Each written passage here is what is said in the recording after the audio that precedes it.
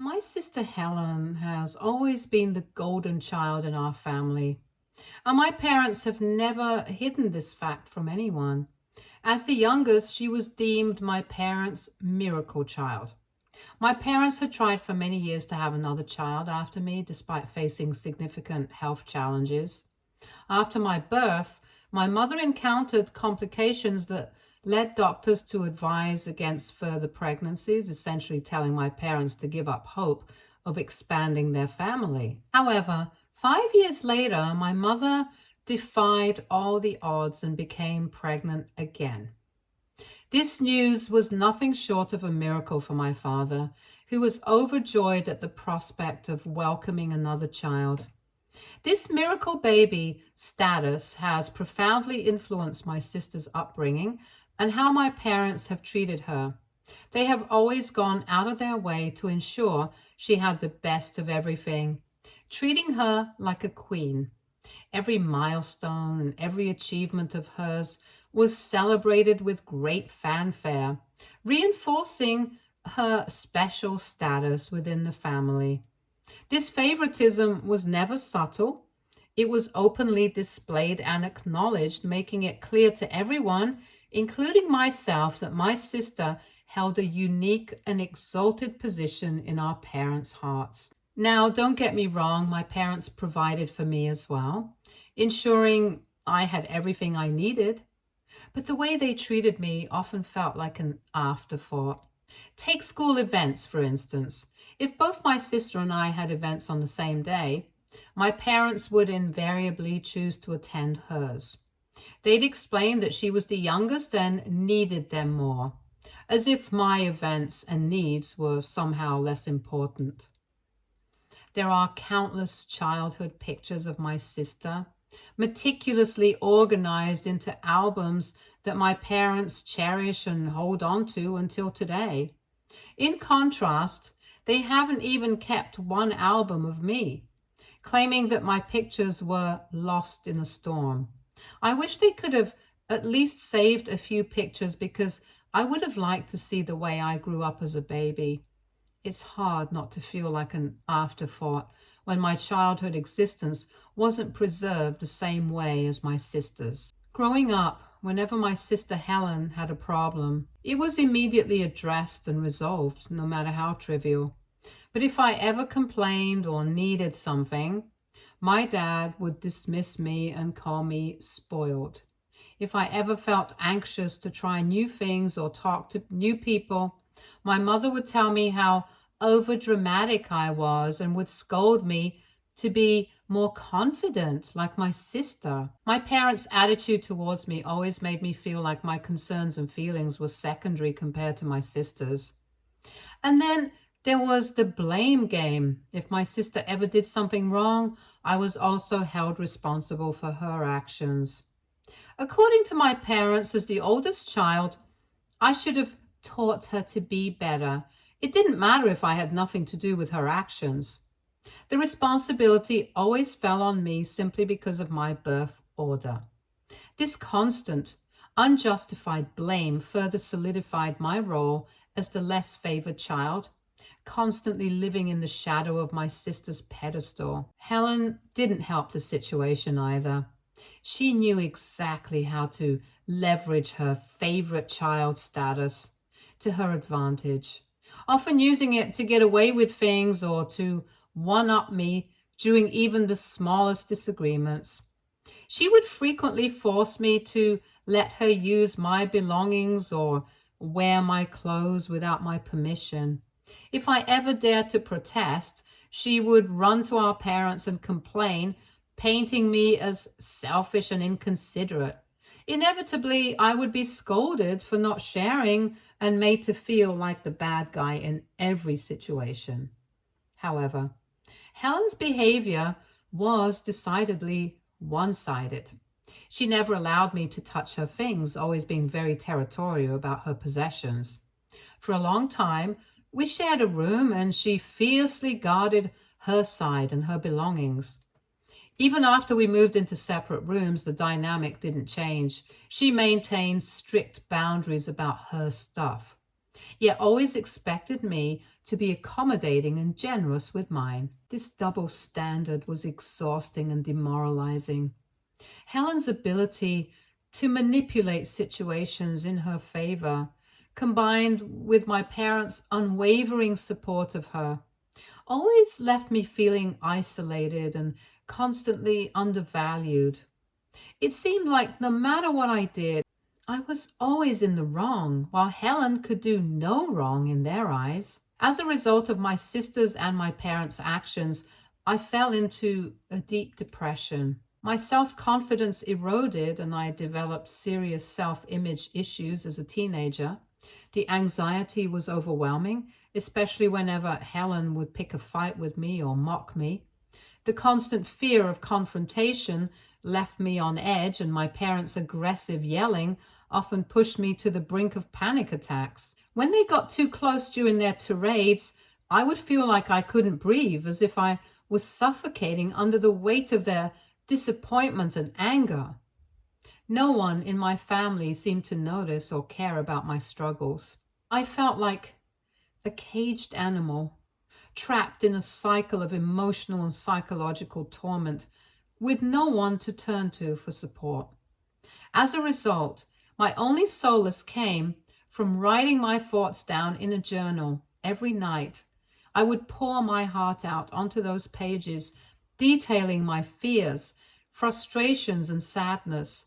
It was the one place where I could be completely honest about what I was going through. It was a way to process the chaos around me and to find a small measure of peace. I always kept the journal hidden under my bed, afraid that Helen might find it and mock me for my vulnerabilities. One day, my worst nightmares came true. Helen, who had a habit of snooping in my room, despite my repeated pleas for her to leave my space alone, found my journal while I was out. She must have read through its contents, violating the one sanctuary I had. When I came home that evening, I found my parents and Helen sitting in the living room, their faces unusually solemn. I thought maybe there had been a death in the family. Seeing their serious expressions, and I asked them if everything was okay. My dad asked me to sit down so they could talk to me. My heart started racing as I complied, an ominous feeling settling in my gut. Then my mother pulled my journal from behind her. My eyes widened in shock and disbelief as I demanded to know what she was doing with my journal. Helen just smirked, enjoying my distress, while my mother looked at me with an uncharacteristic seriousness and asked if what I had written truly reflected my innermost thoughts. At that moment, I felt so utterly exposed and betrayed. The journal had been my only safe place, the one spot where I could express my pain and frustration without fear of judgment or ridicule.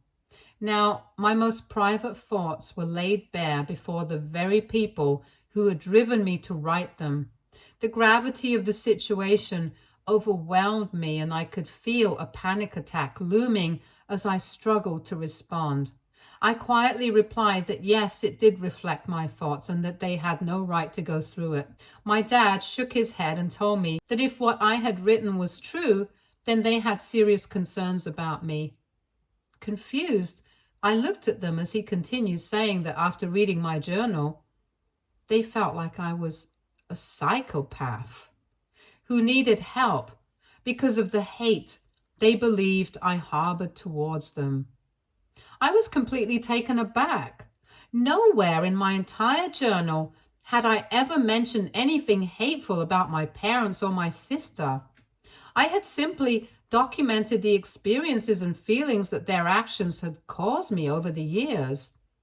Yet here they were, twisting my honest reflections into something sinister. My parents started blaming me for writing such dark things and even labeled me as a psychopath for maintaining a journal. My mother went on to tell me that she and my dad had never treated me this way, and that I was making up things in my head to fill up this journal. She said that I needed serious help before I harmed someone. Helen even chimed in, saying that after reading my journal, she felt embarrassed to call me her sister because my behavior was clearly not normal. I tried to argue back, insisting that I had done nothing wrong and that I hadn't written anything bad about them. I explained that the journal was simply about my life and that they had no right to judge me based on my personal reflections. But my family didn't care about my explanations. They were fixated on their narrative that something was wrong with me. I felt so exposed and vulnerable in front of them at that moment. It was as if they had stripped away the last shred of my privacy and used it against me. My parents told me that they would be taking me to see a psychiatrist the very next day because I needed serious help before things turned south. Their words were laced with a mix of condescension and misplaced concern, making it clear that they saw me as the problem.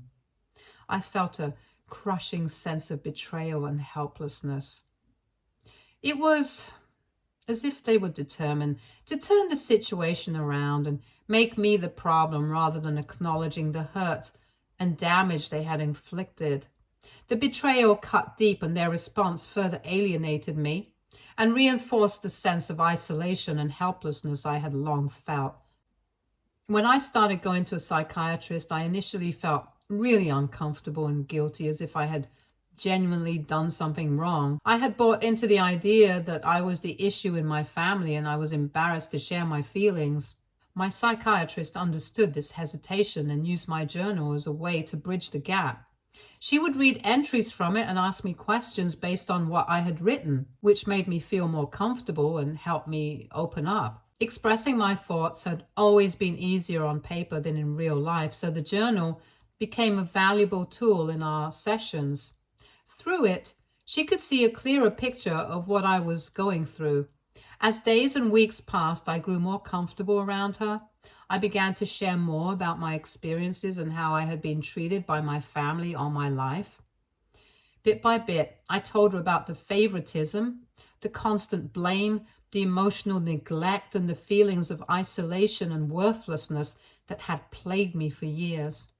For the first time, I felt like someone was truly listening to me and validating my experiences. It was a slow and sometimes painful process, but gradually I started to see that my feelings were justified and that I wasn't the problem my family had made me out to be. When my psychiatrist finally called my parents in for a session and told them how wrong it was to treat me as an inferior child, they were taken aback. Initially, they were very defensive, refusing to accept any responsibility for my feelings. They argued that they had worked hard to provide for me and that I should feel grateful instead of blaming them for everything. However, my psychiatrist didn't let them off easily. She pointed out that they were the ones who decided to have children and bring me into this world, so they couldn't use their provision as a justification for their emotional neglect and favoritism. Throughout the session, my psychiatrist detailed the numerous instances I had shared with her where my parents had wronged me. She talked about the favoritism, the blame, the emotional neglect, and the anxiety and depression I had suffered as a result. She methodically laid out the evidence from my childhood, showing them how their actions had deeply affected me.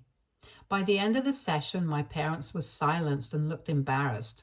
They had never been confronted so directly with the consequences of their actions, and it was clear that they were taken aback by the realization of the harm they had caused. I thought that after the session there would be a positive change in my parents.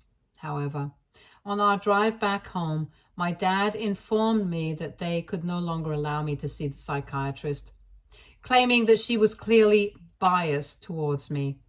My mother chimed in, agreeing with him, and added that since I blamed them for everything, there was no point in continuing with the sessions and wasting their money on something that wasn't helping me.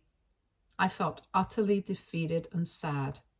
Despite everything that had been discussed, they were still trying to turn the blame back onto me. It was as if the session with the psychiatrist had never happened.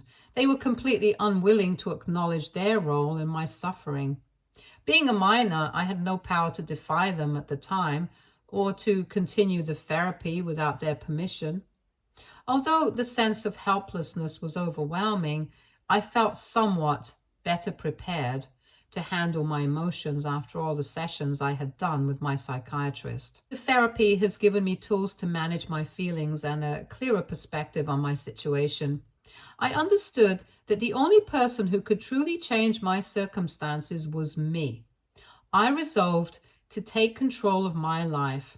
This meant dedicating myself to my studies with renewed determination. I began studying harder than ever before, aiming to improve my grades significantly.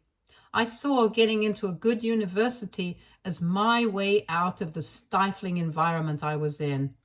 It became my primary goal in life. I also made a conscious effort to disengage from my family. Whenever I was around them, I would mentally shut off, trying to preserve my sanity by minimizing my emotional involvement. I stopped writing in my journal, recognizing that keeping my innermost thoughts on paper could lead to them being used against me. By focusing on my academic goals and setting clear boundaries with my family, I began to create a space where I could eventually break free and build a future that was not defined by their limitations and biases. In the end, when I went off to college with a full scholarship, one that my parents were against because it was too far away, I didn't care about their opinion. I was resolute and made sure to take all my important documents with me as I moved out. Although my parents didn't realize it at the time, that was the only time they saw me for a very long time. Despite their attempts to call or visit me at college, I kept my distance. I rarely interacted with them, never returning home during holidays. When they tried to guilt trip me, I would immediately disengage, refusing to let them manipulate me into feeling responsible or blame me for anything. I cut off all contact with my sister, effectively treating her as if she didn't exist. With the freedom and independence I had fought so hard to achieve, I focused on my future. I landed an amazing job after completing my degree and never looked back. For years, I continued to treat my parents with the same emotional distance and detachment they had shown me. However, everything changed when I was about to get married to the love of my life. My parents, having heard the news about my upcoming wedding from cousins and other relatives, reached out to me. They were clearly taken aback that they were not invited to such an important occasion in my life. Their call was a surprising one. They grudgingly apologized for everything, acknowledging their wrongdoings and expressing regret for their past behavior. They admitted that while they couldn't change the past, they wanted to create new memories with me. Given that I was about to start a family of my own, they implored me to forgive them and allow them to be a part of this new chapter in my life. Their apology was an unexpected development, and it forced me to confront a range of emotions. Since I was entering a new chapter in my life, I decided to let go of the grudge and invited my parents to my wedding. They also requested that my sister attend, but I firmly refused, and they didn't push the issue further. My parents had a wonderful time at the wedding, and looking back, I don't regret inviting them. They were genuinely happy for me and my husband, which made the decision feel right. Since then, I've made an effort to visit my parents' home from time to time for dinner just to catch up. During these visits, I sometimes have to interact with my sister.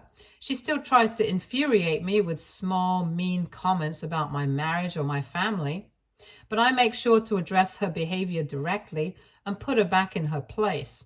Helen's bitterness towards me has only intensified over time after she found out I have a better relationship with my in-laws than she has with her husband's family. Apparently, her in-laws still detest her and have never fully accepted her into their family. This is why she often makes subtle comments about my husband or my in-laws, trying to put them down. She uses these remarks as a way to express her frustration and dissatisfaction with her own circumstances. My husband has noticed this behavior on several occasions and has even asked her to stop, but Helen continues to make these hurtful comments regardless. 4 months ago, I found out that I was pregnant.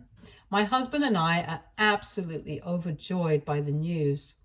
Given that he earns twice what I make, we decided together that it would be best for me to leave my job temporarily to focus on the pregnancy. This decision was supported wholeheartedly by my husband and my in-laws, who have been incredibly understanding and helpful throughout this process. When my sister found out that I had decided to leave my job to stay at home during my pregnancy, she was furious. Her anger stemmed from her own situation. Her husband never allowed her to be a stay-at-home parent because they relied on both their incomes to make ends meet. Unlike me, Helen never had the chance to relax or take a break during her pregnancy. Hence, whenever we met up, she voices her discontent towards me by criticizing my decision.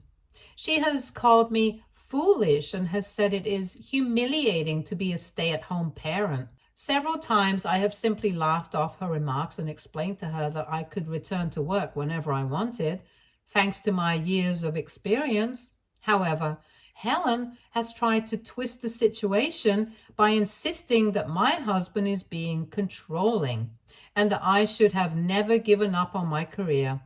I find this ironic since it was my own choice to step away from work. I understand that her attempts to undermine my decision are clearly more about her own dissatisfaction in her life than any real critique of my choices. This is why I have tried to stay away from her as much as possible to maintain my own peace of mind and focus fully on enjoying my pregnancy. A week ago, my sister called me with an invitation to a dinner party she was hosting. She planned to have our entire family and her in-laws there, and she wanted both me and my husband to attend. Given that I hadn't been out much since my pregnancy, I saw this dinner party as a welcome distraction and a chance to socialize. I figured that with so many people around, my sister would likely focus less on me, which made me more inclined to attend. I agreed to go, but the evening didn't go as planned. My husband received some last-minute assignments that required him to work late into the evening. He was already stressed and kept apologizing profusely to me for not being able to leave his workplace on time.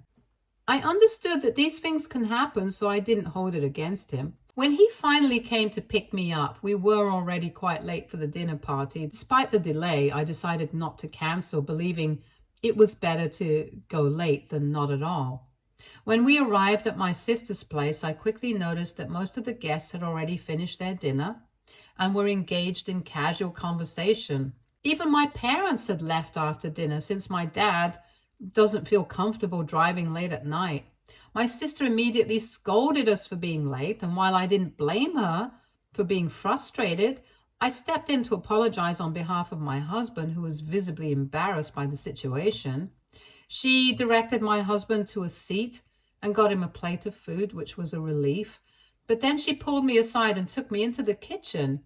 There, she revealed that since everyone had already had second or even third helpings, there was no food left for me. I was taken aback by this revelation, especially given that I was quite hungry and being pregnant, felt even hungrier than usual. Despite my disappointment, I chose not to argue or complain about the situation.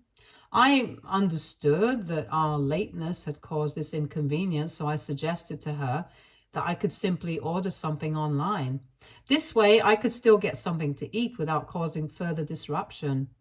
She nodded and said she would order something for me, which was kind. But then she told me that since I had arrived so late and hadn't helped much during the evening, the least I could do now was clean up the dishes. I was taken aback by her request. I scoffed and told her that I hadn't expected to be asked to work for her simply because I was invited to the dinner party and happened to be late. I felt it was unreasonable to expect me to clean up her guests' plates just because of my tardiness. Her reaction was swift and angry. In a low, furious whisper, she retorted that as her sister, I should be helping her out, especially since she was the one who had done so much cooking the whole day. She pointed out that my mother had even helped her out by serving the guests during dinner, so I should make myself helpful too since I was family. Helen emphasized that her husband never helped with the kitchen duties, so she needed my help. I argued back, pointing out that if Helen felt overwhelmed, she shouldn't have invited so many people. Her response was angry and dismissive. She told me I could never understand her situation and that the least I could do was keep my mouth shut and help her out. Then, in a cutting remark, she said that now that I was pregnant, I was nothing more than a pathetic waitress for my husband at home. So it wasn't a big deal if I helped her out too. Her harsh words took me by surprise and cut deep. I was already feeling hungry and emotionally vulnerable, and the weight of her comments made tears well up in my eyes. I didn't want to give Helen the satisfaction of seeing me upset, so I quickly ran into one of her bedrooms and shut the door behind me. I needed to find a space where I could collect myself. Once inside, I could feel my old panic attacks starting to resurface. The familiar sensation of not being able to breathe was overwhelming. I desperately hoped that my husband or anyone else wouldn't notice my distress or come after me. I needed this time alone to regain control over my emotions and find a sense of calm. After cooling down and reflecting on the situation, I was so enraged with Helen for her persistent comments and the way she kept treating me that I felt she needed to be taught a lesson once and for all. I decided to take action against her. I started by locating all the photos I had taken of my old journals. When I had moved out of my parents' place, I had taken my journal with me, and over the years I had started to store images of the journal in my mail so I could never lose a record of it. And this is how I was able to find photos of my old diary entries which detailed all the humiliations and grievances I had endured at the hands of my sister years ago. That night, before my husband and I left, I made the decision to send all the photos to my brother-in-law, as he was the only one that my sister was afraid of. I knew my parents would simply scold her for the way she behaved with me, but she would never change. I wanted to make Helen experience a fraction of the humiliation she justifiably deserved at the hands of her husband. I wrote a detailed message to him explaining how Helen had been a significant bully in my life. In the message, I recounted how Helen had invited me to the dinner party only to make me clean up after her and the rest of the guests. I laid out how her resentment towards me seemed to stem because she was just jealous that I had a more considerate husband. My goal was to provide him with a clear picture of Helen's behavior and how it had affected me, hoping that this might lead to a better understanding or intervention from his side. As you can imagine, it led to a nasty fight between brother-in-law and Helen. Brother-in-law could not believe that she had been bullying me constantly for years and had even told our parents that he now sees Helen in a different light. My mother completely blames me for their fight as she feels I crossed the line by exposing my sister while my dad has chosen to be a bit more neutral. AITA for exposing my sister to her husband.